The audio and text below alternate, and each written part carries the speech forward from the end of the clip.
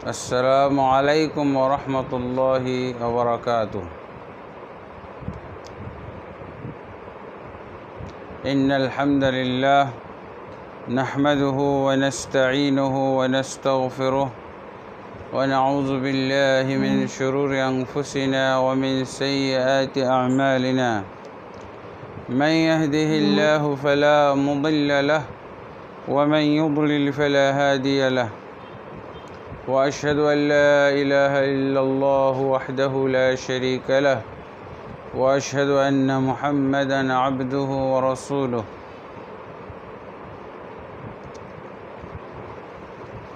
أما بعد، فإن خير الحديث كتاب الله، وخير الهدي هدي محمد صلى الله عليه وسلم، وشر الأمور محدثاتها، وكل محدثة بدعة، وكل بدعة ضلالة، وكل ضلالة في النار.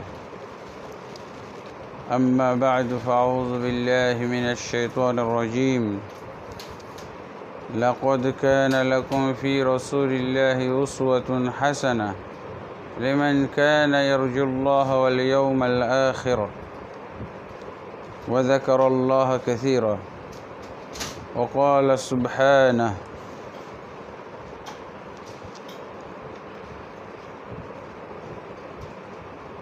واعتصموا بحبل الله جميعا ولا تفرقوا واذكروا نعمة الله إذ كنتم أعداء فألف بين قلوبكم فأصبحتم بنعمته إخوانا وكنتم على شفا حفرة من النار فأنقذكم منها كذلك يبين الله آياته للناس لعلهم يهتدون.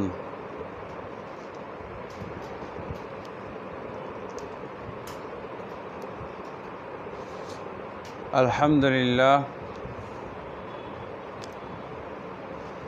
আল্লাহ তাবারক ওয়া তাআলার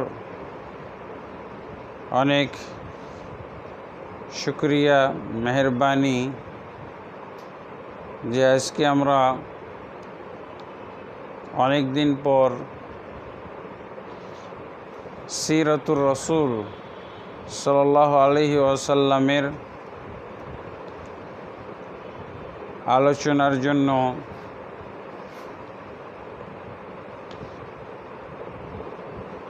আমরা এই আয়োজন করতে পেরেছি। আল্লাহ তাবারক ওয়া তাআলা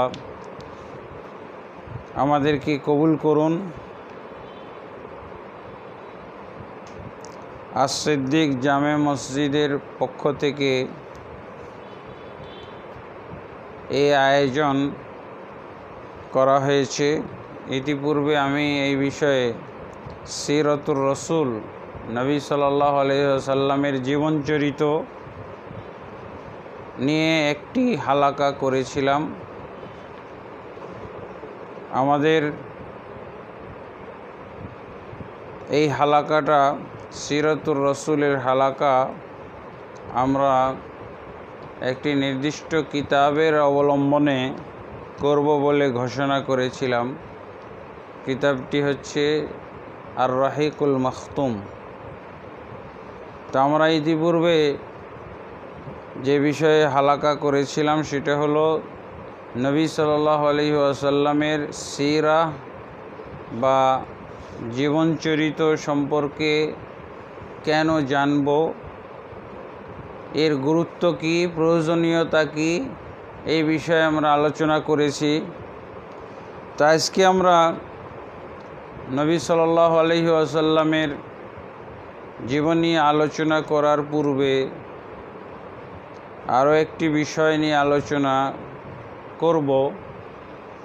সেই বিষয়টি হচ্ছে নবী সাল্লাল্লাহু আলাইহি ওয়াসাল্লাম যখন জন্মগ্রহণ করেন অথবা তিনি নবুয়ত প্রাপ্ত হন, তার পূর্বে, নবুয়তের পূর্বে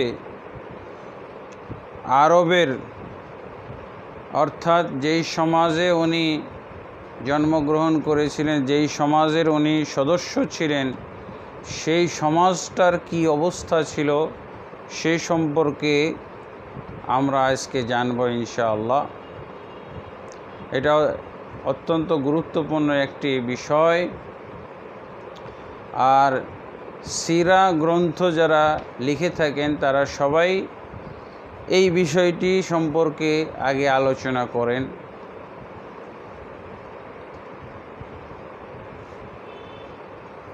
কারণ নবী সাল্লাল্লাহু আলাইহি ওয়াসাল্লামের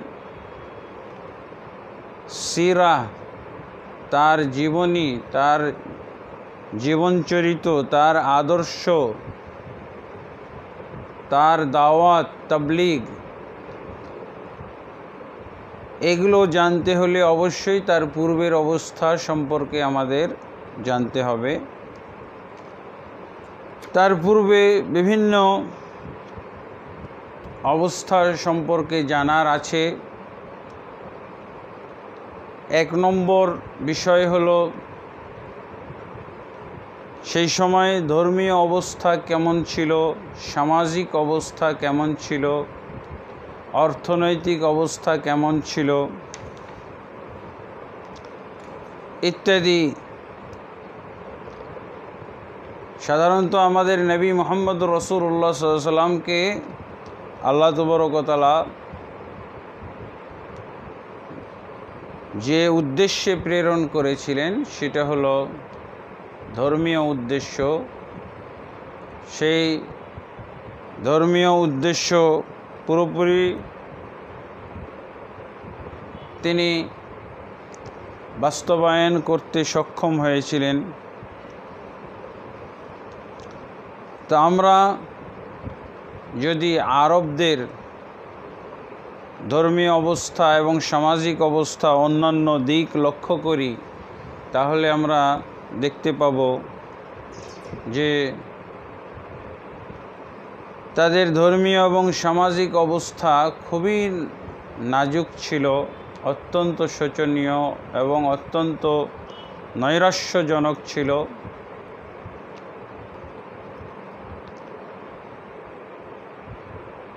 ধর্মীয় দিক থেকে তাদেরকে আমরা দেখব যে তারা একমাত্র আল্লাহ তাবারক ওয়া তাআলার সৃষ্টি এবং তার দাস, তার বান্দা হয়ে জন্মগ্রহণ করলেও তারা আল্লাহ তাবারক ওয়া তাআলাকে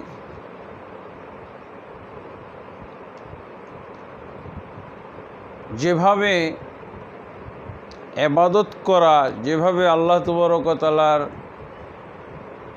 মান মর্যাদা, যেভাবে আল্লাহ তাবারক ওয়া তাআলাকে সম্মান করা, তার কদর দেওয়া উচিত ছিল সেটা তারা দিত না।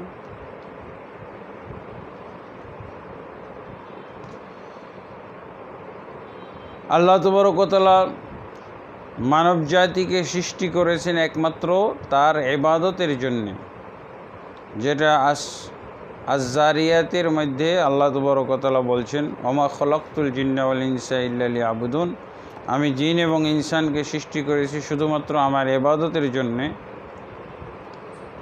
অর্থাৎ তাফসীর কারকগণ বলেছেন তাওহীদের জন্য, আল্লাহর একত্বের জন্য। কিন্তু এই আরববাসী এবং আরবদের কেন্দ্র হিজাজ তথা মক্কা এবং মদিনার অধিবাসীরা আল্লাহ তাবারক ওয়া তাআলার ওয়াহদানিয়ত কায়েম করা তো দূরের কথা, আল্লাহ তাবারক ওয়া তাআলার অবদিয়ত, দাসত্ব কায়েম করা তো দূরের কথা, তারা সেই স্থলে বিভিন্ন ধরনের মূর্তি পূজা, গায়রুল্লাহ পূজা, এগুলোই তারা চর্চা করত। অসংখ্য অগণিত তারা মূর্তি তৈরি করে সেগুলোর পূজা করত, যার প্রমাণে কোরআনে বিভিন্ন আয়াত নাজিল হয়েছে যে সম্পর্কে বিভিন্ন আয়াত এসেছে।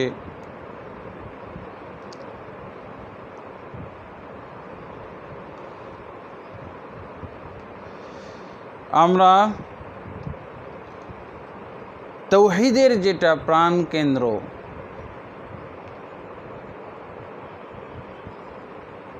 তখনকার আরববাসীরাও মক্কাবাসী তারাও মনে করত যে মক্কা হচ্ছে, কাবা হচ্ছে আল্লাহ তাবারক ওয়া তাআলার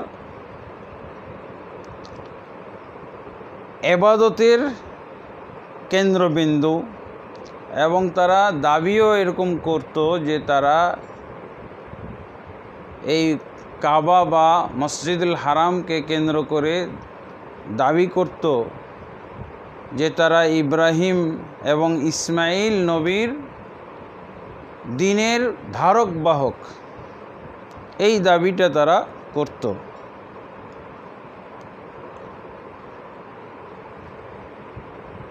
এবং তারা বিকৃত করে ফেলেছিল কিছু কিছু জিনিস। ইব্রাহিম আলাইহিসসালাতু ওয়া সালামের মিল্লাতের চিহ্ন বহন করত। ইব্রাহিম আলাইহিসসালাতু ওয়া সালামের মিল্লাত বা ইসমাইল আলাইহিসসালাতু ওয়া সালামের দ্বীনের কিছু অংশ বা কিছু কিছু বিষয় তাদের কাছে পাওয়া গেলেও তারা বিভিন্ন ধরনের দেবদেবী এবং মূর্তি পূজায় লিপ্ত হয়ে গেছিল। এবং তারা ইব্রাহিম আলাইহিসসালাতু ওয়া সালামের ধর্মকর্ম পালন করার জন্যে, ইসমাইল আলাইহিসসালাতু ওয়া সালামের রেখে যাওয়া দ্বীন পালন করার জন্যে বিভিন্ন সময় বিভিন্ন ব্যক্তির নির্ভরশীল ছিল। বিভিন্ন ব্যক্তির কাছ থেকে তারা দ্বীনে ইব্রাহিম, মিল্লাতে ইব্রাহিম সম্পর্কে জ্ঞান লাভ করত। সর্বশেষ যেই ব্যক্তির মাধ্যমে মিল্লাতে ইব্রাহিমের বিকৃতি সাধন হয়েছিল, সেই ব্যক্তিটির নাম এসেছে আমর ইবনে লুহাই আল খুজাই। তিনি খুজা গোত্রের লোক ছিল, কিন্তু মক্কা মদিনার হিজাজবাসীরা এই লোকটাকে ধর্মপ্রাণ একজন ব্যক্তি এবং ধর্মীয় একজন লিডার বা গ্রহণযোগ্য ব্যক্তিত্ব হিসেবে তারা বিশ্বাস করত। তার দিক নির্দেশনায় তারা চলত। ইব্রাহিম এবং ইসমাইল আলাইহিমাসসালামের ছেড়ে যাওয়া দ্বীন এবং ধর্ম তারা এই লোকটার কাছ থেকে শিখত, আমর ইবনে লুহাই আল খুজাই। অথচ এই লোকটা পর্যায়ক্রমে তাদেরকে পৌত্তলিকতার দিকে নিয়ে যায় এবং সেটাকেই তারা গ্রহণ করে। সে একবার সিরিয়ায় ঘুরতে যেয়ে সেখান থেকে একটা মূর্তি নিয়ে আসে। এই মূর্তিটা পূজা করা খুব ধর্মীয় বিষয়, এটা সে লোকজনকে বোঝানোর চেষ্টা করল এবং সে মূর্তিটাকে বহন করে নিয়ে আসলো সিরিয়ার থেকে। তার নাম হলো হোবাল নামক মূর্তি সে নিয়ে আসলো প্রথম সিরিয়ার থেকে।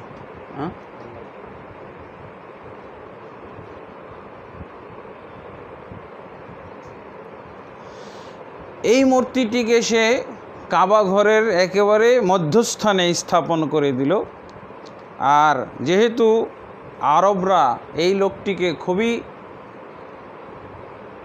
মানত, এই লোকটিকে তারা সম্মান করত, এর প্রতি তারা নির্ভরশীল ছিল। সে যখন দাওয়াত দিল যে তোমরা কাবা ঘরের ভিতরে যে মূর্তি রাখা হয়েছে হুবাল, এটার তোমরা পূজা করো, এটাই হলো মিল্লাতে ইব্রাহিম, ইব্রাহিম নবীর মিল্লাত বা তার ধর্মের একটা অংশ। এইভাবে দেখা গেল যে হেজাজের বিভিন্ন এলাকায়, হেজাজ বলতে মক্কা এবং মদিনা এবং পার্শ্ববর্তী বিভিন্ন এলাকায় অনেকগুলো মূর্তি রাখা হলো। লাত, মানাত, উজ্জা, হবাল। হবাল সবচেয়ে বড় মূর্তি, সবচেয়ে সম্মানী হিসেবে তাকে কাবা ঘরের ভিতরে রেখে দেওয়া হলো মধ্যস্থানে। এবং মানাত, এই মূর্তিটাকে রাখা হলো মুসাল্লাল নামক একটা জায়গায়।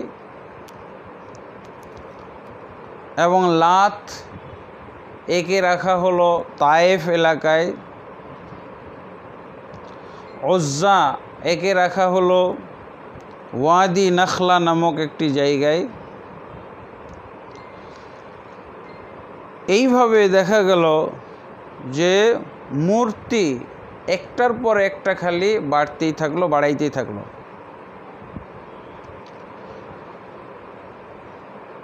এমনিভাবে সূরা নূহের মধ্যে যে মূর্তিগুলোর নাম এসেছে, যে সমস্ত ব্যক্তিকে কেন্দ্র করে মূর্তি তৈরি করা হয়, নূহ আলাইহিসসালাতু ওয়াসসালামের যুগের 5 জন ব্যক্তি, ওয়াদ, সুয়া, ইয়াগুস, ইয়াউক, নাসর, এই মূর্তিগুলো তারা সংগ্রহ করলো, যেগুলো জিদ্দা এলাকায় কোথাও দাফন করা ছিল। কিন্তু ইবলিস শয়তান এই আমর ইবনে লুহাই আল খুজাইকে সন্ধান দিল যে এখানে অতীত যুগের ধর্মপ্রাণ ব্যক্তিদের কিছু মূর্তি রয়েছে, এগুলো তুমি সংগ্রহ করো এবং এগুলো প্রচার করো। তখন এই লোক খনন করে সেই মূর্তিগুলো সংগ্রহ করে, ওয়াদ, সুয়া, ইয়াগুস, ইয়াউক, নাসর, এবং এগুলোর বিভিন্ন কপি করে এরপরে জাহিলি যুগে, যেই বিষয়ে আমরা পরে আলোচনায় আসব, ইব্রাহিম এবং ইসমাইল আলাইহিসসালাতু ওয়াসসালাম যে সমস্ত ইবাদত করতেন, এই ইবাদতগুলোর অনেকগুলো নামসহ তাদের সমাজে বিদ্যমান ছিল। তার ভিতরে একটা ইবাদত হলো হজ। ইব্রাহিম আলাইহিসসালাতু ওয়াসসালাম কাবা ঘর নির্মাণ করার পর হজ্জের ঘোষণা দিয়েছিলেন। হজ পালনের তিনি নিয়মতান্ত্রিক সব কিছু ব্যবস্থা তিনি করেছিলেন। হজ্জের বিভিন্ন জায়গা নির্ধারণ করেছিলেন, যেমন কাবা ঘর, সফা মারওয়া সাই, মিনায় গমন, মিনায় অবস্থান, মুজদালিফা, আরাফা, এগুলো তিনি সব কিছু আল্লাহর পক্ষ থেকে নির্ধারণ করে পান এবং এগুলো মানুষের ভিতরে প্রচার করেছিলেন। সেই হজ্জের ইবাদত এই সমাজের লোকরাও পালন করত। তো এই আমর ইবনে লুহাই আল খুজাই এই হজকে কেন্দ্র করে বিভিন্ন এলাকা থেকে, যখন সে ইব্রাহিমের মিল্লাতের ভিতরে, ইব্রাহিম আলাইহিসসালাতু ওয়াসসালাম এবং ইসমাইল আলাইহিসসালাতু ওয়াসসালামের দ্বীনের ভিতরে এই মূর্তি পূজার প্রচলন ঘটায়, তখন সে হজ্জের মৌসুমে এই সমস্ত মূর্তির কপি তৈরি করে বিভিন্ন এলাকায় হাজিদের মাধ্যমে, বহিরাগত বিভিন্ন হাজিদের মাধ্যমে এগুলো প্রেরণ করতে থাকে। যার ফলে এমন অবস্থা হলো, মূর্তি পূজার ব্যাপকতাটা এমন বেড়ে গেল, এই হজ মৌসুমে এসে বিভিন্ন নামের মূর্তি তারা বহন করে বিভিন্ন এলাকায় নিয়ে গেছিল, যার ফলে দেখা গেল যে প্রত্যেকটা কবিলার মূর্তি পূজার প্রচলন শুরু হয়ে গেল। শুধু কবিলা না, পরবর্তীতে প্রত্যেকটা বাড়িতে মূর্তি ঢুকে গেল। এবার কাবাঘরে ভিতরে মূর্তি, কাবাঘরের আবার চতুর্পাশে 360টা মূর্তি রাখা হলো। এই মূর্তিগুলো আল্লাহ রসুল সাল্লাল্লাহু আলাইহি সাল্লাম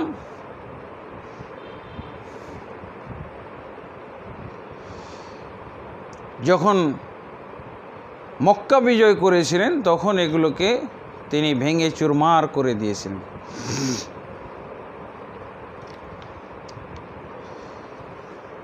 তো এখানে সফিউর রহমান মোবারকপুরী সাহেব যেটা উল্লেখ করেছেন, এই মূর্তি পূজা এটাকে ধর্মের সাথে জুড়ে দেওয়া, ধর্মীয় কাজ হিসেবে চালিয়ে দেওয়া, প্রচলন ঘটানো, এটা মূলত ছিল এক ধরনের বিদআত।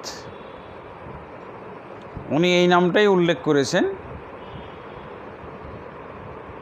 ইব্রাহিম আলাইহিসসালাতু ওয়াসসালাম, ইসমাইল আলাইহিসসালাতু ওয়াসসালাম রেখে যাওয়া দিনেরই অংশ হিসেবে সে এটা চালিয়ে দিয়েছিল।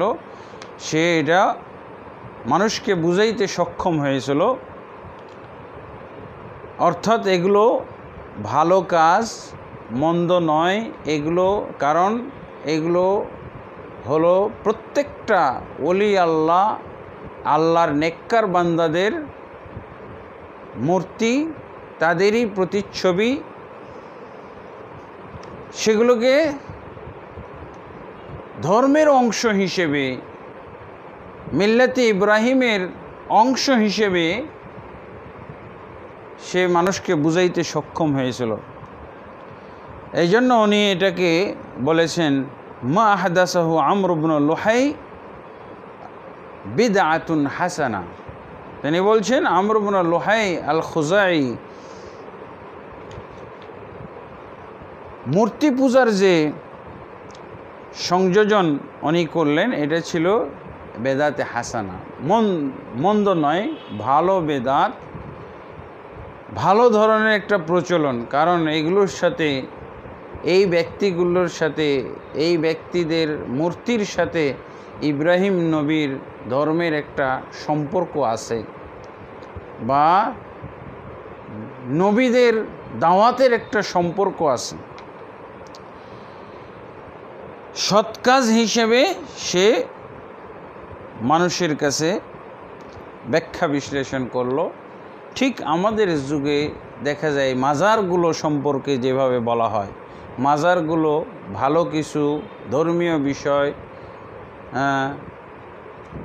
বিভিন্ন ওলি আল্লাদের নিদর্শন, ওলি আল্লাদের এবাদত, আমল, দাওয়াত, তাবলীগ ইত্যাদির নাকি একটা নিদর্শন তাদের এই মাজারগুলো, এবং মাজার পূজাকে তারা এই কারণেই বরণ করে নিয়েছে, গ্রহণ করে নিয়েছে। এটা মূলত আমর ইবনে লুহাই আল খুজাই যেভাবে মূর্তির প্রচলন ঘটিয়ে, মূর্তি পূজার প্রচলন ঘটিয়ে সেটাকে মানুষের কাছে সুন্দর যুক্তি দিয়ে এবং ভালো কাজ হিসেবে সে বুঝাইতে সক্ষম হয়েছিল। মূলত আমরা এখান থেকে বুঝতে পারি যে যে কোনো ধর্ম ধ্বংস হয় বেদাতে হাসানার মাধ্যমে। বেদাত সাইয়্যা যে আমরা বলে থাকি, এই সাইয়্যাদে কোনো দিন ধর্ম ধ্বংস হয় না। বেদাতে সাইয়্যা যেমন কন্যা সন্তানকে হত্যা করা, এগুলো তো সবাই বুঝে, যারা হত্যা করতো তারাও বুঝতো যে এগুলো খারাপ জিনিস। কিন্তু বেদাতে হাসানা যেটাকে বলা হয়, এই বেদাতে হাসানার মাধ্যমে যে কোনো ধর্ম ধ্বংস হইতে পারে, সাইয়্যার মাধ্যমে ধ্বংস হয় না। হাসানা যেগুলো, সেগুলো দিয়েই ধর্ম ধ্বংস হয়। তারা এই সমস্ত মূর্তির কাছে বিভিন্নভাবে পূজা দিত, বিভিন্নভাবে দাসত্ব করত, ইবাদত পালন করত, তাদের কাছে অবস্থান করত এতেকাফের মতো, তাদের কাছে ধর্ণা দিত, তাদের কাছে সাহায্য সহযোগিতা চাইত এবং তারা এদের কাছে হজ করতে আসতো, এদের উদ্দেশ্য করে হজ করতে আসতো। হজ করার সময় তারা কাবা শরীফের চতুর্পাশে 360টা মূর্তি রাখা ছিল, এই মূর্তিগুলো তওয়াফ করত। এই মূর্তিগুলোর হজ প্রকারান্তে দেখা যাইত আল্লাহর জন্য হজ না হয়ে মূর্তির জন্য হজ হইত। এবং তাফসীর ইবনে কাসিরের মধ্যে এসেছে তারা তওয়াফের মধ্যে এরকম তালবিয়াও পড়তো। সূরা আনফালের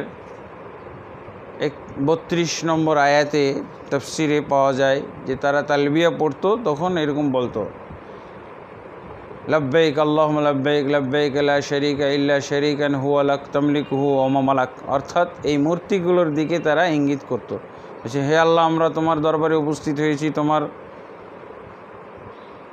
তোমার দরবারে উপস্থিত হয়েছি, তোমার কোনো শরীক নেই, একমাত্র এই শরীকগুলো ছাড়া, অর্থাৎ যেগুলোকে তারা কাবার ভিতরে এবং কাবা ঘরের চতুর্পাশে স্থাপিত করে রেখেছিল, এইগুলোকে তারা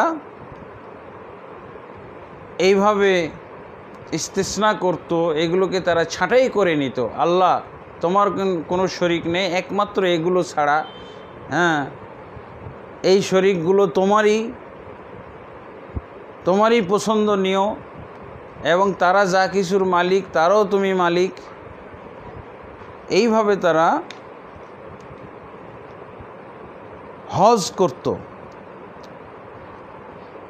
তওয়াফ করত এবং বিভিন্ন ধরনের কুরবানি করত। এই জন্য কোরআনে বিভিন্ন জায়গায় পাওয়া যাবে যে ওই সমস্ত প্রাণীর গোশত খাওয়া যাবে না, মা যুবিহা আলান নুসব, যেগুলো কোনো মূর্তি দেবদেবীর জন্যে দেবদেবীরকে উৎসর্গ করা হয়েছে, এইরকম কোনো পশুর গোশত খাওয়া যাবে না। এবং তারা বিভিন্ন পশুর নামেও জবাই করত। তো সেই ক্ষেত্রে বলা হয়েছে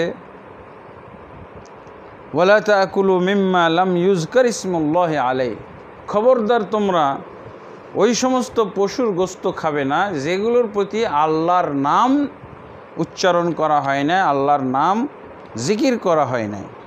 এইভাবে তারা বিভিন্ন মূর্তির নামে জবাই করত এবং এটাকে আল্লাহর ইবাদত মনে করত।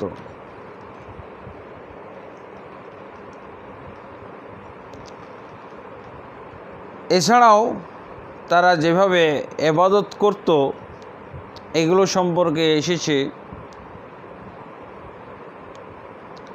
তারা কিছু ইবাদত তাদের মূর্তির জন্য বিশেষভাবে করত।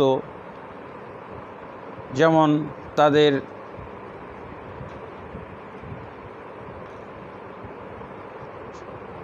শস্য এবং তাদের সম্পদ, পশু সম্পদ, এগুলোকেও তারা মূর্তির নামে উৎসর্গ করত, যেটা বিভিন্ন আয়াতের মধ্যে পাওয়া যায়। সূরা আনআমের মধ্যে এগুলো উল্লেখ আছে।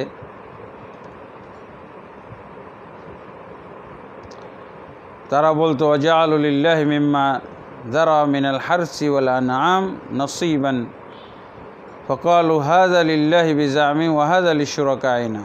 তো তারা যে সমস্ত ফসল উৎপাদন করত, যে সমস্ত প্রাণী পশু সম্পদ তারা পালন করত, এগুলোর ক্ষেত্রে তারা বলতো হাযা লিল্লাহ, এটা হলো আল্লাহর জন্য, ওয়া হাযা লিশুরাকাইনা, আর এটা হলো আমাদের শরীকদের জন্য, অর্থাৎ দেবদেবী এবং মূর্তিদের জন্য। ফামা কানা লিশুরাকাইহিম ফালা ইয়াসিলু ইলাল্লাহ, যেটা শরীক এবং দেবদেবীদের জন্য বরাদ্দ করা হতো সেটা আল্লাহর কাছে পৌঁছার যোগ্য নয়। কিন্তু যেগুলো আল্লাহর জন্য তারা বরাদ্দ করত এগুলো তাদের শরীকদের জন্য পৌঁছতে পারে, শরীকদের এর মধ্যে অংশ থাকতে পারে। এইভাবে তারা বিভিন্নভাবে মান্যত করত, পশু মান্যত করত, ফসল মান্যত করত। এইভাবে তারা বিভিন্ন পশু তারা ছেড়ে দিত। তারা মনে করত এই পশুগুলোকে ছেড়ে দেওয়া, এগুলোকে নিজের মালিকানা থেকে মুক্ত করে দেওয়া, এটা এক ধরনের তারা ওই দেবদেবীদের জন্য তারা করত। এগুলোকে কোরআনের ভাষায় বলা হয়েছে বাহিরা, সাইবা, ওসিলা, হাম। অর্থাৎ এমন এমন কিছু উট বা কিছু উটনি, এগুলোকে তারা হারাম করত। তারা এগুলো ব্যবহার করত না, কোনোটা পুরুষের জন্য, কোনোটা মহিলার জন্য। অর্থাৎ যে উটনিটা 10টা মাদি বাচ্চা জন্ম দিবে, তাকে তারা ছেড়ে দিবে, তার উপরে আরোহণ করবে না এবং তার চুল বা লোম কাটবে না, তারা দুধ পান করবে না, ইত্যাদি ইত্যাদি। এমনিভাবে যে পুরুষ উট 10টা সন্তান, মেয়ে সন্তান জন্ম দিবে, সেই উটটাকেও এইভাবে তারা ছেড়ে দিত। এটাকে তারা হাম বলতো, বাহিরা। আর সাইবা, বাহিরা হলো তারই সন্তান, ওই উটনির সন্তান। এইভাবে তারা বিভিন্ন ধরনের নিজেদের পক্ষ থেকে দিন ধর্ম এবং দিন ধর্মের কর্মগুলো তারা তৈরি করত। এমনিভাবে তাদের ধর্মীয় ক্ষেত্রে দেখা যায় যে তারা ভাগ্য নির্ণয় করার জন্য বেশ কিছু ব্যবস্থা সমাজে চালু করে রেখেছিল। যেমন তীরের মাধ্যমে তারা ভাগ্য নির্ণয় করত। ওই এগুলোকে কোরআনের ভাষায় বলা হয়েছে ওয়ান তাস্তাকসিমু বিল আজলাম। আজলাম বা জিলম এগুলো হলো তারা তীরের কাঠি দিয়ে বিভিন্ন ভাগ্য নির্ণয় করত। এমনিভাবে তাদের সমাজে ছিল গণক পূজা এবং বিভিন্ন ধরনের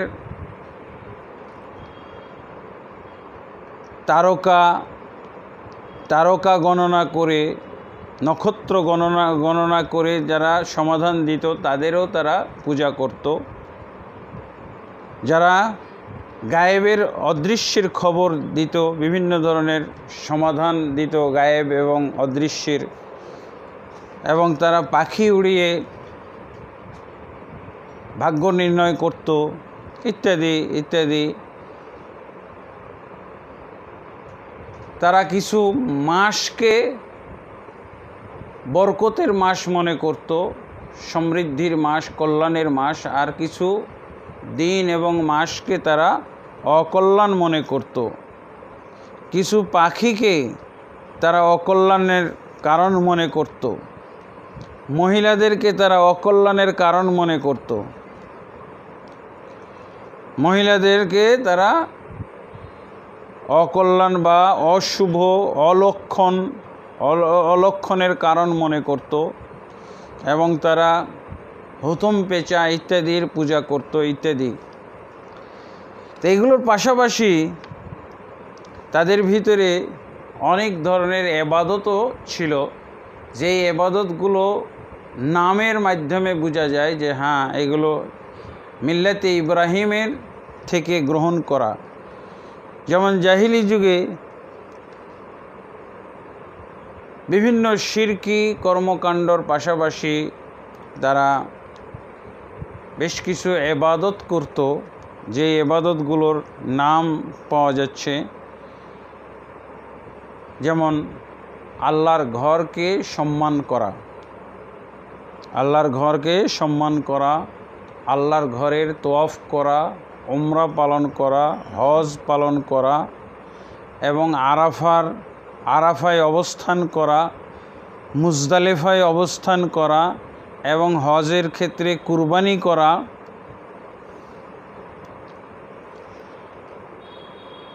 আরও আমরা যেমন এই যে মুহররম মাস, সহিহ বুখারীতেই পাওয়া যাবে যে মুহররম মাসের সিয়াম তারা পালন করত নিয়মিতভাবে। প্রতি বছর মুহররম আসলে তারা আশুরার সিয়াম পালন করত, যেমনভাবে ইহুদিরা আশুরার সিয়াম পালন করত।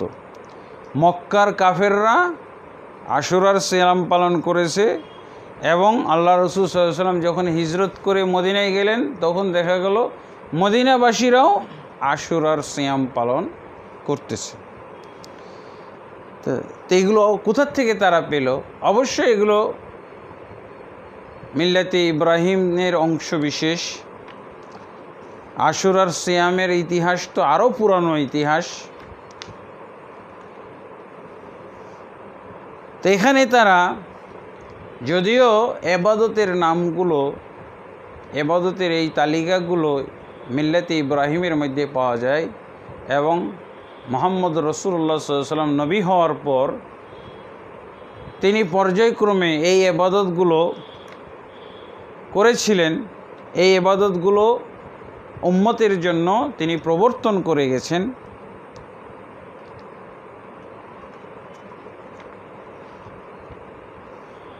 যেমন বাইতুল্লাহকে সম্মান করা, এটা তো অবশ্যই আমাদের দিনের মধ্যেও রয়েছে। তওয়াফ করা, হজ করা, উমরা, আরাফায় অবস্থান করা, মুজদালিফায় অবস্থান করা, কুরবানি করা ইত্যাদি এই বিষয়গুলো আল্লাহর রসুল সাল্লাল্লাহু আলাইহি ওয়াসাল্লাম আমাদেরকে কোরআনের মাধ্যমে, হাদিসের মাধ্যমে তিনি আমাদেরকে এই ইবাদতগুলো ফরজ করে গেছেন। তার পাশাপাশি সালাত, সিয়াম, বরং কোরআনের সাক্ষী অনুযায়ী পাওয়া যায় তারা সালাতও পড়ত। তারা সালাত নামে কিছু ইবাদতও করত, যেমন সূরা আনফালের 36 নম্বর আয়াতে পাওয়া যায় যে তারা সালাত পড়তো। ওমা কানা সালাতুহুম ইনদাল বাইতি ইল্লা মুকাআন ওয়া তাসদিয়া, তাদের সালাত ছিল বাইতুল্লাহর নিকটে মুকার মাধ্যমে এবং তাসদিয়ার মাধ্যমে। তারা সালাত পড়তো হাততালি বাজিয়ে এবং বিভিন্ন ধরনের ঢোল পিটিয়ে। যেমন আজকের যুগে অনেকেই সালাত পড়ে না, কিন্তু তারা ঢোল ঢাক পিটিয়ে, গান বাজনা করে, গান নাচ করে সালাতের বিকল্প ইবাদত তারা করে থাকে। এই ইসলাম ধর্মের ভিতরেই উম্মতে মুহাম্মাদির দাবি করে তাদের এই ফরজ ইবাদতগুলো নেই। তারা শুধু ঢোল ঢাক পিটিয়ে, গান বাজনা, নাচ গানের সাথে তারা এই ইবাদতগুলো, এইরকম ইবাদত, এইরকম সালাত তারা পড়তো এবং এটাকে সালাত বলতো। আজকে আমরা সালাতের বিকল্প, বিভিন্ন ইবাদতের বিকল্প হিসেবে, যেমন কোনো পীরের মাজারে কি পীরের দরবারে, দরগাহতে মুরিদরা একত্র হয়ে ঢোল ঢাক পিটিয়ে, গান বাজনা এবং নাচের মাধ্যমে তারা যেমন ইবাদত করে, হ্যাঁ, সালাতের বিকল্প, সিয়ামের বিকল্প, অন্যান্য যে কোনো ইবাদতের বিকল্প, তো তারা এইটাকে সালাত বলতো। গান বাজনা করে, হাততালি, শীষ দিয়ে, মুখের শীষ ধ্বনি, হাততালির মাধ্যমে তারা যে আমলটা করতো এটাকে তারা সালাত বলতো। ওমা কানা সালাতুহুম ইনদাল বাইতি ইল্লা মুকাআন ওয়া তাসদিয়া।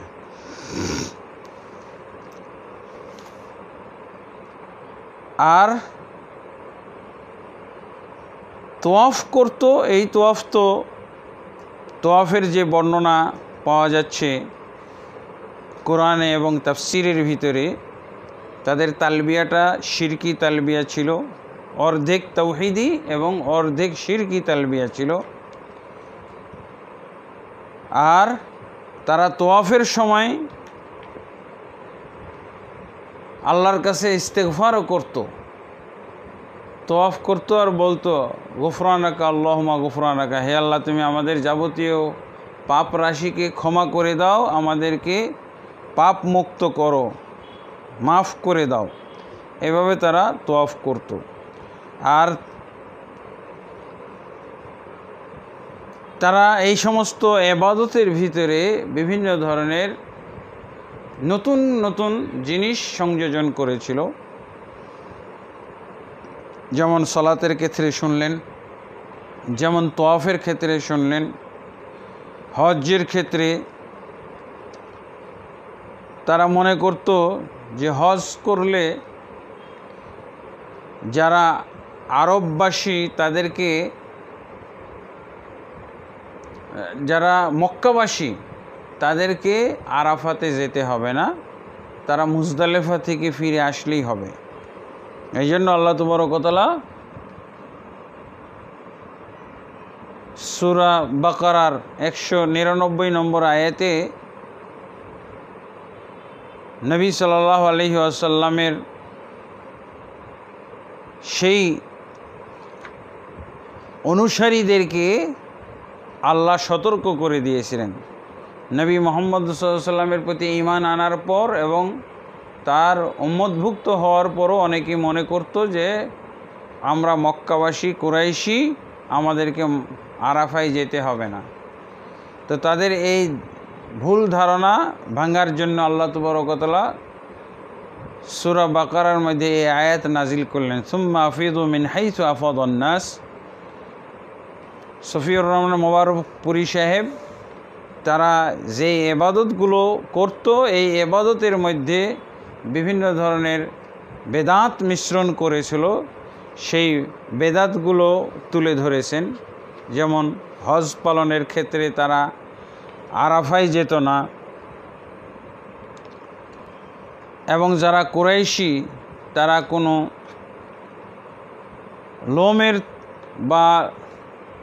লোমের তৈরি কোনো তাঁবু তারা গ্রহণ করতো না, চামড়ার তাঁবুতে তাদের থাকতে হবে। এবং তারা পনির খেত না এবং কোনো ধরনের ঘি খেত না।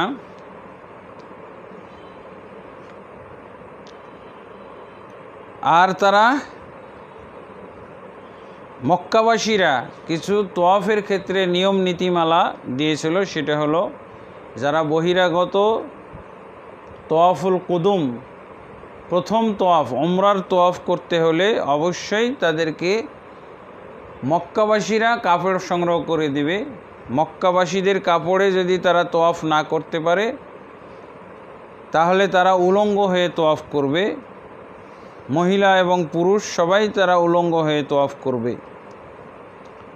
এই উলঙ্গ হয়ে তোয়াফ করা, হজ পালন করা, এটা নবী সাল্লাল্লাহু আলাইহি ওয়াসাল্লামের প্রতি হজ ফরজ হওয়া পর্যন্ত বহাল ছিল। যখন রাসূলুল্লাহ সাল্লাল্লাহু আলাইহি ওয়াসাল্লামকে আয়াত নাজিল করার মাধ্যমে এই নিয়মের প্রতিবাদ জানানো হলো, এই নিয়মের বিপরীত আল্লাহ তাবারক ওয়া তাআলা বিধান নাজিল করলেন সূরা আরাফের মধ্যে 31 নম্বর আয়াত, ইয়া বানি আদম খুযু যিনাতাকুম ইনদা কুল্লি মসজিদ, হে আদম সন্তান তোমরা প্রত্যেক মসজিদে আল্লাহর ঘরে অবশ্যই সৌন্দর্য গ্রহণ করে আসবে। এই উলঙ্গ হওয়াটা কোনো সৌন্দর্য না, এটা অবশ্যই নোংরামি, এটা নির্লজ্জতা। আল্লাহর ঘরে আল্লাহর সামনে আল্লাহর ইবাদত করতে গেলে অবশ্যই এই নোংরামি বর্জন করতে হবে, কাপড় পরে আসতে হবে। এবং রাসূলুল্লাহ সাল্লাল্লাহু আলাইহি ওয়াসাল্লাম হজ করার পূর্বে 9ম হিজরিতে হজ ফরজ হলো এবং সেই বছর আবু বকর রাদিয়াল্লাহু আনহুকে হজ্জের নেতা হিসেবে, আমির হিসেবে নিযুক্ত করে তিনি হজ পরিচালনা করেছিলেন। এবং সেই সময় ঘোষণা দেওয়া হয়েছিল, আবু বকর রাদিয়াল্লাহু আনহু ঘোষণা দিয়েছিলেন সূরা আত-তাওবা পাঠ করে। সূরা আত-তাওবার মধ্যে আল্লাহ তাবারক ওয়া তাআলা বলে দিয়েছেন, ইয়া আইয়ুহাল্লাযীনা আমানু ইন্নামাল মুশরিকুনা নাজাস, হে ঈমানদারগণ, নিশ্চয়ই মুশরিকরা হলো নাপাক। ফালা ইয়াকরাবুল মসজিদাল হারাম বা'দা আমিহিম হাদা, অতএব তারা এই বছরের পরে আর কখনো মসজিদুল হারামে নিকটবর্তী হবে না, নিকটবর্তী হতে দেওয়া যাবে না।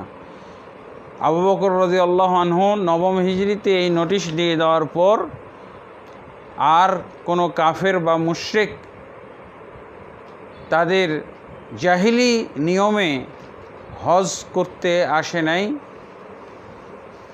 আল্লাহর রসুল সাল্লাল্লাহু আলাইহি ওয়াসাল্লাম এই উলঙ্গ তোয়াফকারীদের সাথে আল্লাহর রসুল সাল্লাল্লাহু আলাইহি ওয়াসাল্লাম মিশ্রিত হন নাই। তার আগের বছর তাদেরকে নোটিশ দিয়ে দেওয়ার ফলে আল্লাহর রসুল সাল্লাল্লাহু আলাইহি ওয়াসাল্লাম অত্যন্ত পবিত্র পরিবেশে বিদায় হজ পালন করেছিলেন। সেখানে কোনো জাহিলি সমাজ, কোনো কাফের পূর্বের নিয়ম নীতিতে হজ পালন করার সুযোগ পায় নাই। আল্লাহ রসুল সাল্লাল্লাহু আলাইহি ওয়াসাল্লাম বন্ধ করে দিয়েছিলেন। এমনিভাবে তারা এহরাম অবস্থায় ঘরে ঢুকতে পারত না, ছাদের উপর দিয়ে তাদেরকে প্রবেশ করতে হতো। সূরা বাকারার মধ্যে এই বিষয়ে তাদের এই জাহিলি বিধান আল্লাহ উল্লেখ করেছেন যে এটা কোনো পরহেজগারি কাজ নয়, এটা কোনো দিনদারি নয় যে হজ্জের এহরাম বাঁধার পর আর ঘরের দরজা দিয়ে ঢোকা যাবে না, দরজা দিয়ে বের হওয়া যাবে না। ঘরের উপর দিয়ে ছাদ কেটে বা চাল কেটে সেখান দিয়ে এত কষ্ট করে ঢোকা এবং বের হওয়ার এই সিস্টেম আল্লাহ তাবারক ওয়া তাআলা বাতিল করে দিলেন। এমনিভাবে দেখা যায় যে ধর্মীয় ক্ষেত্রে বিভিন্ন ধরনের ধর্মকর্ম আরবদের মধ্যে চালু ছিল। যেমন ইহুদি ধর্ম মদিনা এবং খয়বরের মধ্যে ছিল, নজরান বিভিন্ন এলাকার মধ্যে মসিহ ছিল, মাজুস অগ্নি পূজক ছিল।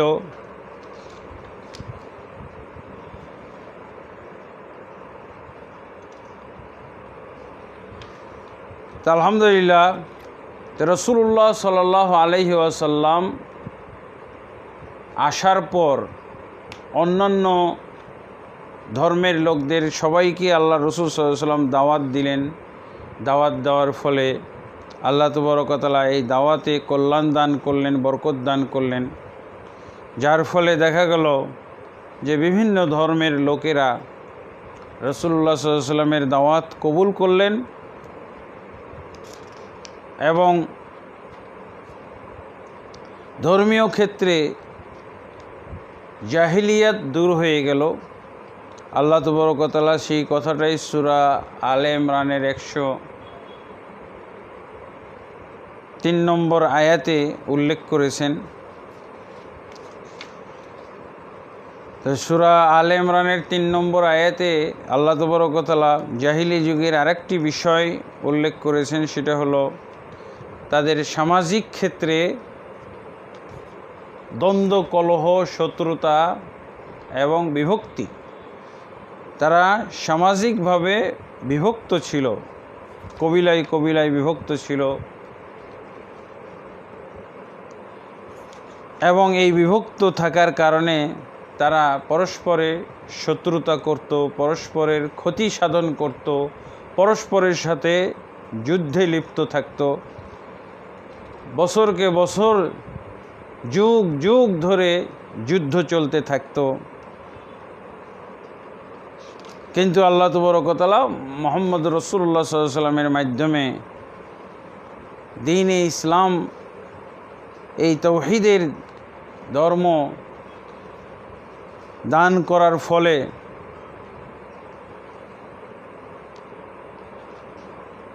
এই সমস্ত শত্রুতা দূর হয়ে গেছিল, পরস্পরের ভাইয়ে রূপান্তরিত হয়ে গেছিল। আল্লাহ তাবারক ওয়া তাআলা সেই কথাটা তুলে ধরেছেন।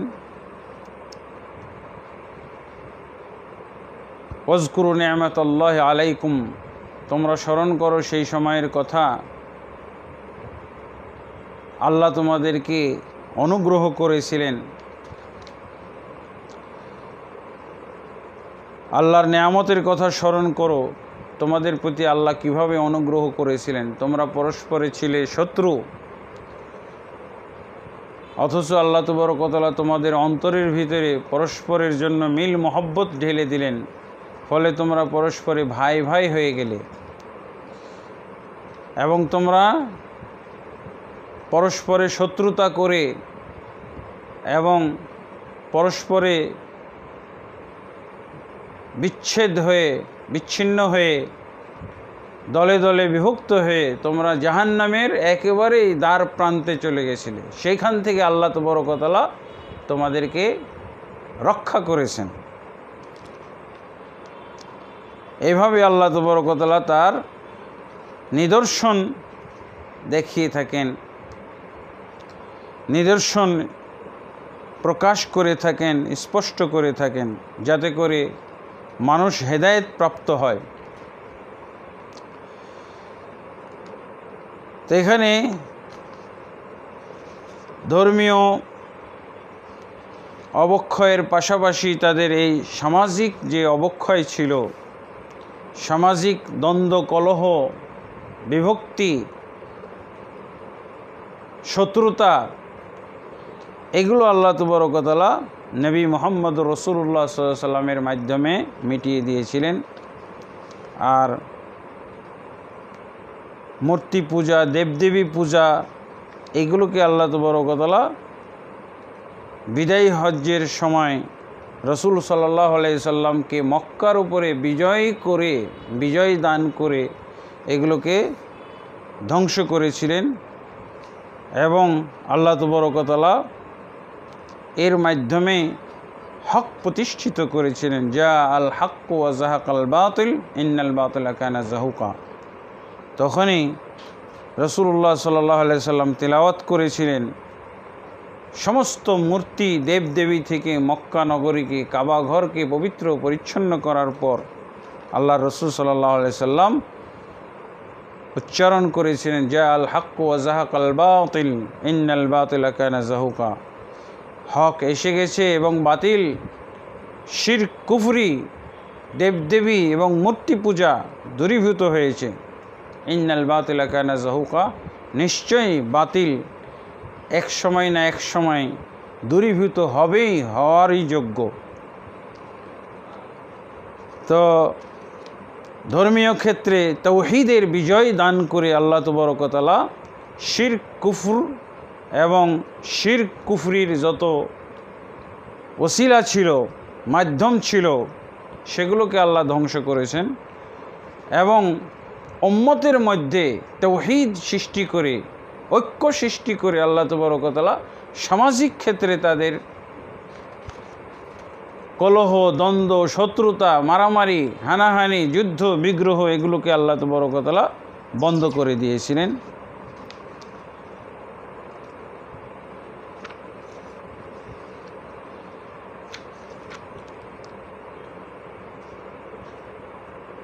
তো আল্লাহর রসুল সাল্লাল্লাহু আলাইহি ওয়াসাল্লাম আল্লাহর পক্ষ থেকে যে শরিয়ত তিনি লাভ করেছিলেন, এই শরিয়তের ব্যাপক প্রচার এবং প্রসারের ক্ষেত্রে আল্লাহ রাসূলুল্লাহ সাল্লাল্লাহু আলাইহি ওয়াসাল্লাম যে সমস্ত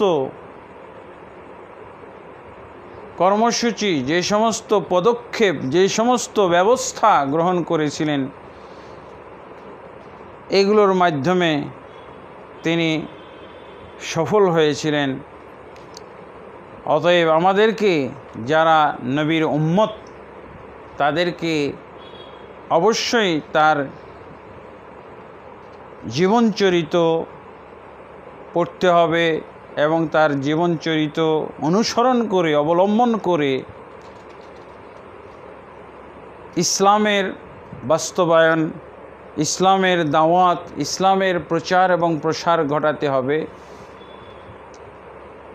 এবং ইসলাম বিরোধী যা কিছু আমাদের সমাজে পাওয়া যায়, ইসলাম পরিপন্থী যে সমস্ত দল মত এবং শিরকের কুফরির যে সমস্ত আড্ডাখানা আমাদের সমাজে তৈরি হয়েছে, এগুলোকে ঠিক রাসূল সাল্লাল্লাহু আলাইহি ওয়াসাল্লামের আদর্শ অনুসরণ করে আমরা উৎখাত করব, অপনোদন করব। এই জন্যই আমাদেরকে নবী সাল্লাল্লাহু আলাইহি ওয়াসাল্লামের সিরাহ পড়তে হবে।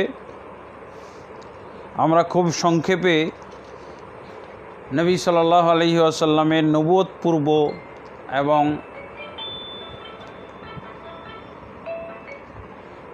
পূর্ব এবং জন্মের পূর্বে যে জাহিলিয়াত বিরাজ করছিল, এই জাহিলিয়াতের বিভিন্ন দিক আমরা আলোচনা করলাম। যেভাবে কিতাবে উল্লেখ করা হয়েছে এইভাবে আমরা বিস্তারিতভাবে উল্লেখ করি নাই, সার নির্যাস এবং জিষ্ট কথাগুলো তুলে ধরেছি।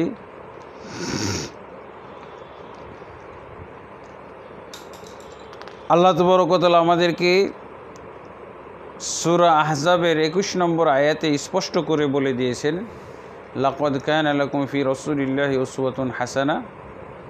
এটাই হলো রাসূলুল্লাহ সাল্লাল্লাহু আলাইহি ওয়াসাল্লামের সিরাহ অনুসরণ করার আয়াত, আল্লাহ রসুল সাল্লাল্লাহু আলাইহি ওয়াসাল্লামের আদর্শ অনুসরণের আয়াত,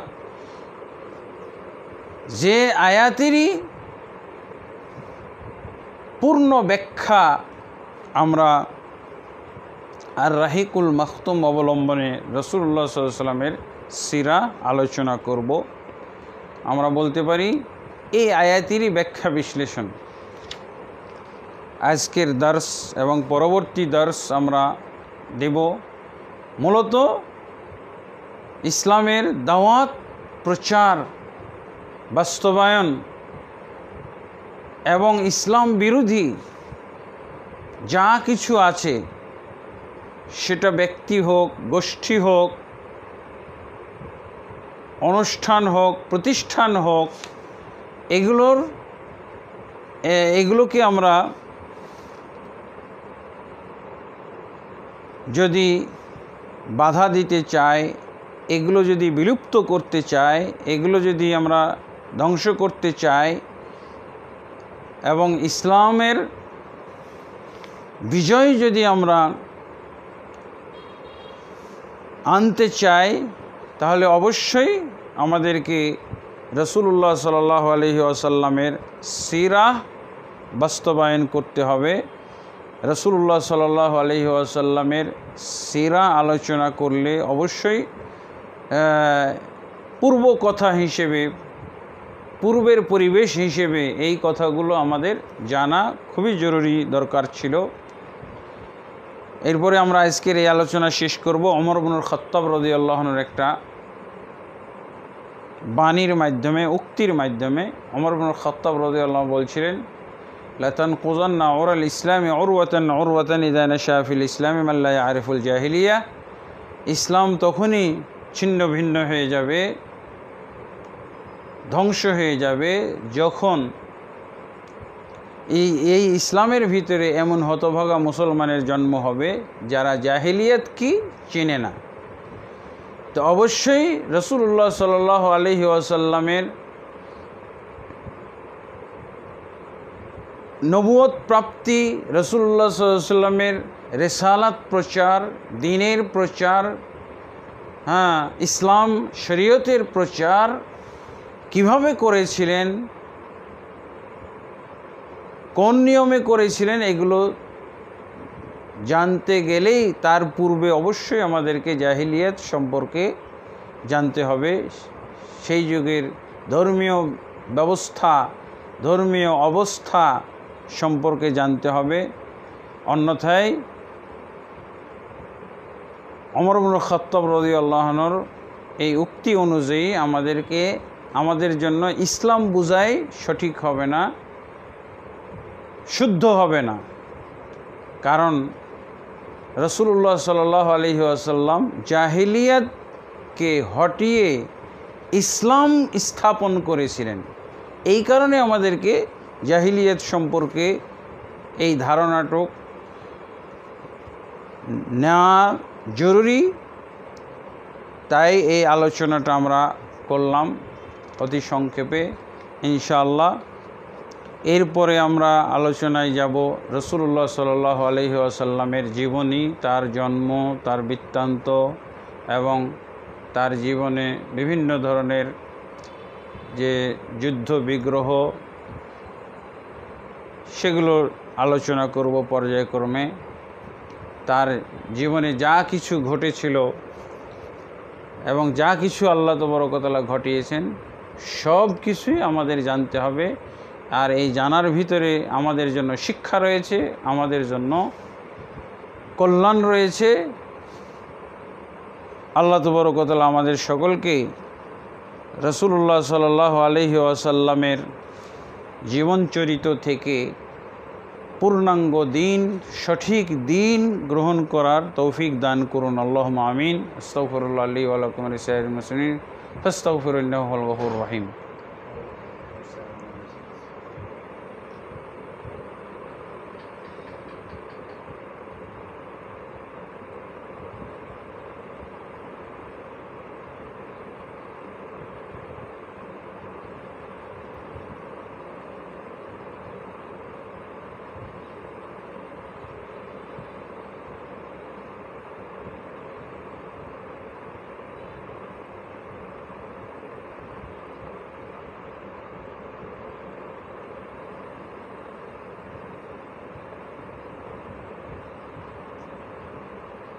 কই হোয়াটসঅ্যাপে তো দেখছি না প্রশ্ন।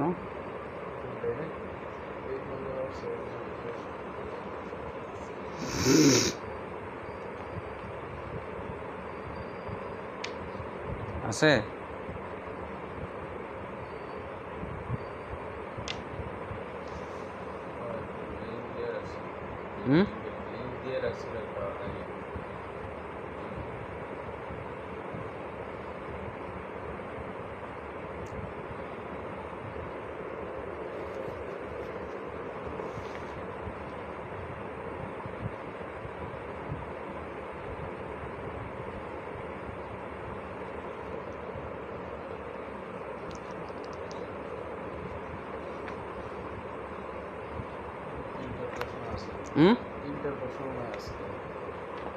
এটা এখন আসলো না, এটা লিংক আগে থেকে দিয়ে রাখছি, এই লিংকে যাবে।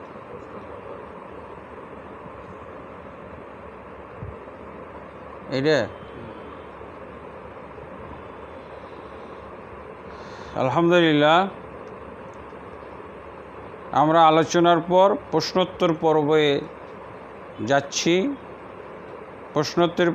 প্রশ্নোত্তর পর্বে আমাদের কাছে দুটি প্রশ্ন এসেছে, এই দুটির জবাব আমরা দিয়ে আজকের প্রশ্নোত্তর পর্ব শেষ করব ইনশাআল্লাহ।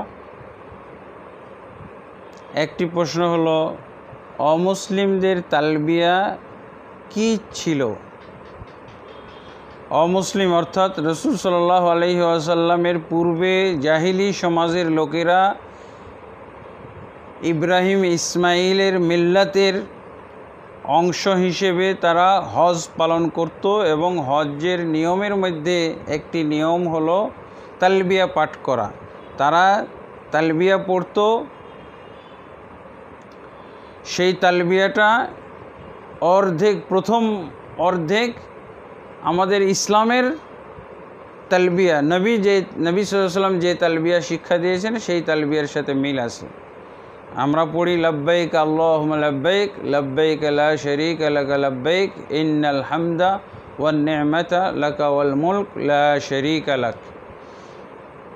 কিন্তু জাহিলি যুগের লোকেরা অর্থাৎ আবু লাহাব, আবু জাহাল, উতবা, শাইবা, ওলীদ বিন মুগীরা কাফের গোষ্ঠী তারা তালবিয়া পড়তো এইভাবে, লব্বাইক আল্লাহুম্মা লব্বাইক লব্বাইক লা শারীকা ইল্লা শারীকান হুয়া লাক তামলিকুহু ওয়া মা মালাক। অর্থাৎ, হে আল্লাহ, তোমার দরবারে উপস্থিত হয়েছি, তোমার দরবারে উপস্থিত হয়েছি, তোমার কোনো শরীক নেই একমাত্র ওই শরীক ছাড়া যেই শরীক তোমার জন্য তোমার মালিকানা ভুক্ত, তোমার পছন্দনীয়, এবং সেই শরীকগুলোরও তুমি মালিক, এবং তারা যা কিছুর মালিক তারও তুমি মালিক, ইত্যাদি। এইভাবে তারা তালবিয়া পড়তো। মূলত এটা কুফরি তালবিয়া। প্রথম অংশ হলো তাওহীদ, দ্বিতীয় অংশ হলো শিরক। এই জন্য আল্লাহ রাসূল সাল্লাল্লাহু আলাইহি ওয়াসাল্লাম তাদের তালবিয়া শুনতেন, এবং প্রথম অংশ বলার পর আল্লাহ রাসূল সাল্লাল্লাহু আলাইহি ওয়াসাল্লাম তাদেরকে বলতেন কদ কদ কদ, অর্থাৎ এখানেই ক্ষান্ত হও, লব্বাইকা লা শারীকা লাক, এই পর্যন্ত তোমরা ক্ষান্ত হও, তাহলে তোমাদের তালবিয়া এবং আমার তালবিয়া এক হয়ে যায়, তোমাদের কথার সাথে আমাদের কথা এক, আমার কথা এক হয়ে যায়। কিন্তু তারা রাসূল সাল্লাল্লাহু আলাইহি ওয়াসাল্লামের এই দাওয়াত গ্রহণ করতো না, তারা জাহিলি যুগের তালবিয়াই পড়তো। দ্বিতীয় প্রশ্ন, আরেকটি প্রশ্ন হচ্ছে, নবী মুহাম্মদ সাল্লাল্লাহু আলাইহি ওয়াসাল্লামের বাবা মা কোন নবীর অনুসারী ছিল এবং তারা কি জান্নাতে যাবে? তারা মক্কার মধ্যে, আরবের মধ্যে যে নিয়ম ছিল, যে ধর্মকর্ম ছিল, পৌত্তলিক ধর্ম অথবা ইব্রাহিম এবং ইসমাইল আলাইহিসসালাতু ওয়াস সালামের ছেড়ে যাওয়া ধর্মের বিকৃত রূপ, এরই তারা অনুসরণ করত, যা আমরা আলোচনার মাধ্যমে জানতে পেরেছি। অতএব জাহিলি সমাজের লোকগুলো তারা এত ধরনের এবাদত করত, বহু প্রকারের এবাদত করত, যেই এবাদতগুলো আমাদের ইসলামের সাথেও কমন পড়ে। এই এবাদতগুলো করা সত্ত্বেও তাদেরকে মুসলিম হিসেবে গণ্য করা হবে না। ইসলাম ধর্ম তাদেরকে মুসলিম গণ্য করে নাই, রাসূলুল্লাহ সাল্লাল্লাহু আলাইহি ওয়াসাল্লাম তাদেরকে মুসলিম হিসেবে গণ্য করেন নাই, বরং কাফের মুশরিক হিসেবে গণ্য করেছিলেন। কারণ একজন মানুষের জীবনে যতই এবাদত থাকুক, যতই আমল থাকুক, তার জীবনে যদি মূর্তি পূজা, দেবদেবী পূজা, অর্থাৎ একটা বড় শিরকও পাওয়া যায়, তাহলে তার এবাদত অনুপাতে তাকে মুসলিম নাম দেওয়া যাবে না, শিরক অনুপাতে, তার কুফর অনুপাতে তাকে কাফের বলতে হবে, মুশরিক বলতে হবে। অতএব নবী সাল্লাল্লাহু আলাইহি ওয়াসাল্লামের পিতামাতা তারা এই একই সমাজের সদস্য ছিল। আবু তালেব যেমন ছিলেন, আবু তালেবের সন্তান আবদুল্লাহ, আব্দুল মুত্তালিব যেমন ছিলেন, আব্দুল মুত্তালিবের সন্তানরা যেমন ছিল কাফের মুশরিক ছিল, ঠিক আল্লাহ রাসূল সাল্লাল্লাহু আলাইহি ওয়াসাল্লামও আব্দুল মুত্তালিবেরই একজন সন্তান। সে তার বাবার ধর্মেই ছিল, এবং তার মা সেই জাহিলি সমাজের সদস্য হিসেবে তিনিও কাফের এবং মুশরিক হিসেবে ছিলেন। এগুলো আসলে আমাদের সমাজে অনেকে আবেগের মাধ্যমে কথা বলে থাকেন। আবেগটাকে দলিলের উপরে প্রাধান্য দেওয়া হয়, যে নবী মুহাম্মদ রাসূলুল্লাহ সাল্লাল্লাহু আলাইহি ওয়াসাল্লামের পিতামাতা কেন জাহান্নামে যাবে, কেন তারা কাফের মুশরিক হবে। এগুলো আবেগী কথাবার্তা, আবেগের সাথে ইসলামের কোনো সম্পর্ক নাই। এবং এই আবেগমূলক কথাগুলো, দৃষ্টিভঙ্গিকে সঠিক রাখার জন্যে অনেকেই জাল হাদিস তৈরি করেছে, অনেকে হাস্যকর জাল হাদিস বানিয়েছে, এবং এই জাল হাদিসগুলো তাদের আবেগের সাথে মিলে যাওয়ার কারণে সহিহ বুখারী এবং মুসলিমের মধ্যে আল্লাহ রসুলের পিতামাতা সম্পর্কে এবং কোরআনে আল্লাহ রসুল সাল্লাল্লাহু আলাইহি ওয়াসাল্লাম আত্মীয় স্বজন সম্পর্কে সুন্দরভাবে, স্পষ্টভাবে আল্লাহ বিধান দিয়েছেন, ফয়সালা দিয়েছেন। এরপরও আবেগওয়ালা মুসলিমরা, অথবা বলা যেতে পারে তারা নবী পূজারী, তারা অলি পূজারী, তারা দরবেশ পীর ফকির পূজারী, তারাই এগুলো বলে থাকে যে নবী মোহাম্মদ রসুল্লাহ সাল্লাল্লাহু আলাইহি ওয়াসাল্লাম পিতামাতা কখনোই তারা কাফের মুশরিক নন, কখনোই তারা জাহান্নামী নন, বরং তারা জান্নাতি। কিন্তু দলিল কিছুই নাই। দলিল হলো কিছু জাল হাদিস। জাল হাদিসগুলোতে বলা হয় যে আল্লাহ রসুল সাল্লাল্লাহু আলাইহি ওয়াসাল্লাম নবী হওয়ার পর তারা কবর থেকে উঠে এসেছিলেন, তারপরে আল্লাহ রসুল সাল্লাল্লাহু আলাইহি ওয়াসাল্লাম তাদেরকে শাহাদাত পাঠ করাইলেন, তারপরে ওনারা আবার কবরে চলে গেলেন। তো যদি এরকম আল্লাহ রসুল সাল্লাল্লাহু আলাইহি ওয়াসাল্লাম নবী হওয়ার পর তার পিতামাতাকে জীবিত পেয়েই যান, তাহলে তাদেরকে যদি উনি ধরে রাখতেন, তাদেরকে নিয়ে যদি বসবাস করতেন, জীবনযাপন করতেন, এটা বাধা কিসের? আল্লাহ রসুল সাল্লাল্লাহু আলাইহি ওয়াসাল্লামের কারণে যদি তাকে জীবিত করা হয়, আর আল্লাহ রসুল সাল্লাল্লাহু আলাইহি ওয়াসাল্লামের সারা জাহিলি সমাজ, মুশরিক সমাজ থেকে এই দুইজনকে আল্লাহ তাবারক ওয়া তাআলা এইভাবে অযৌক্তিকভাবে, অবোধগম্যভাবে, অযাচিতভাবে এটা আল্লাহ তাবারক ওয়া তাআলা তাদেরকে কবর থেকে উঠাইলেন। কে তাদেরকে দেখেছিল? কবর থেকে কিভাবে উঠে আসলেন? হাঁটতে হাঁটতে আসলেন।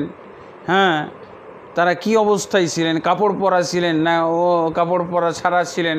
কিভাবে এসে কোন জায়গায় কার সাক্ষী আছে এখানে?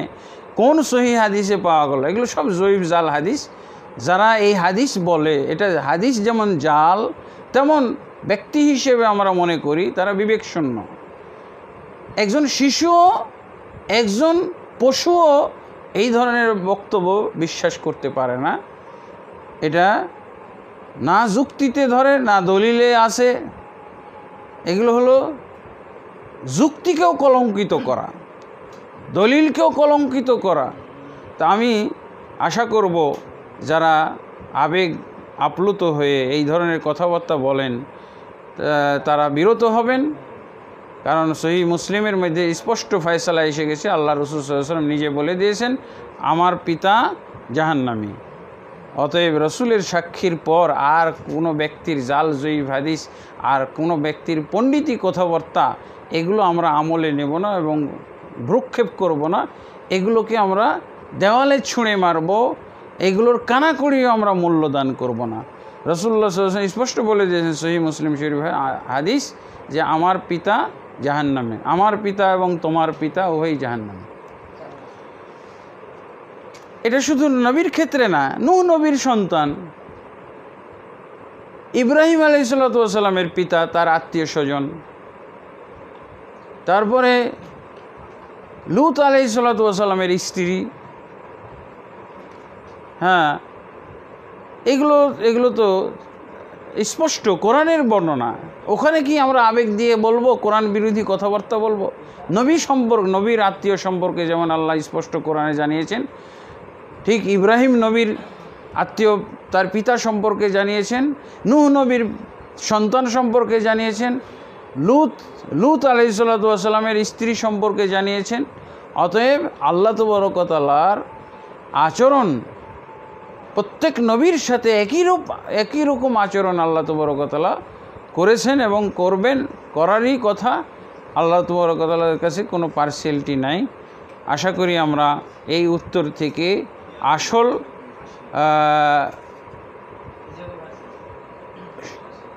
বিষয় জানতে পেরেছি।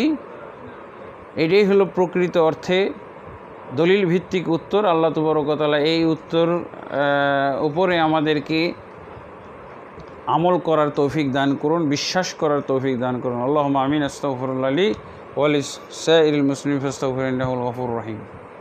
আসসালামু আলাইকুম ওয়া রাহমাতুল্লাহি ওয়া বারাকাতুহু।